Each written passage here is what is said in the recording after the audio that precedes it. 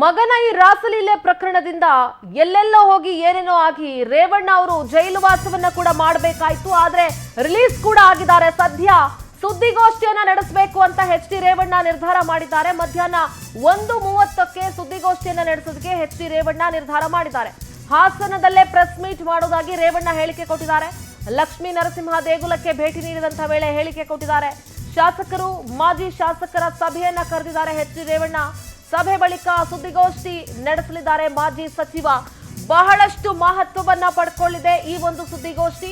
ಯಾವೆಲ್ಲ ವಿಚಾರಗಳನ್ನ ಅವರು ಪ್ರಸ್ತಾಪಿಸ್ತಾರೆ ಅನ್ನೋದನ್ನ ಕೂಡ ಗಮನಿಸಬೇಕಾಗುತ್ತೆ. ದೇವೇಗೌಡರು ಮಾತನಾಡಿದಾಗ ನಮ್ಮ ಕುಟುಂಬದ ವಿರುದ್ಧ ಷಡ್ಯಂತ್ರ ಅಂತ ಹೇಳಿದ್ರು. ಆದ್ರೆ ರೇವಣ್ಣ ಅವ್ರು ಏನ್ ಮಾತನಾಡ್ತಾರೆ, ತಮ್ಮ ಮಗನ ಈ ಒಂದು ವಿಚಾರಗಳು ಏನೇನಿದೆಯಲ್ಲ, ಈ ರಾಸಲೀಲೆ ಪ್ರಕರಣ, ಈ ಪೆನ್ ಡ್ರೈವ್ ಪ್ರಕರಣದ ಸಂಬಂಧ ಏನೇನ್ ಮಾತನಾಡ್ತಾರೆ, ತಮ್ಮ ಮೇಲಿರುವಂತಹ ಲೈಂಗಿಕ ದೌರ್ಜನ್ಯ, ಕಿಡ್ನಾಪ್ ಕೇಸ್ ವಿಚಾರವಾಗಿ ಏನ್ ಮಾತನಾಡ್ತಾರೆ, ಮಗನ ಈ ಘನಂಧಾರಿ ಕೆಲಸದ ಬಗ್ಗೆ ಏನಾದ್ರೂ ಸಮರ್ಥಿಸ್ಕೊಳ್ತಾರಾ? ಈಗ ಆಲ್ರೆಡಿ ಮಗನ ಹೆಸರಲ್ಲೂ ಕೂಡ ದೇವಸ್ಥಾನಗಳಲ್ಲಿ ಅರ್ಚನೆಯನ್ನ ಮಾಡಿಸ್ತಾ ಇದ್ದಾರಂತೆ. ಮಗ ಬಾರಿ ದೊಡ್ಡ ಘನಂಧಾರಿ ಕೆಲಸ ಮಾಡಿ ದೇಶ ಬಿಟ್ಟು ಹೋಗಿದ್ದಾನೆ ಅಂತ ಹೇಳಿ.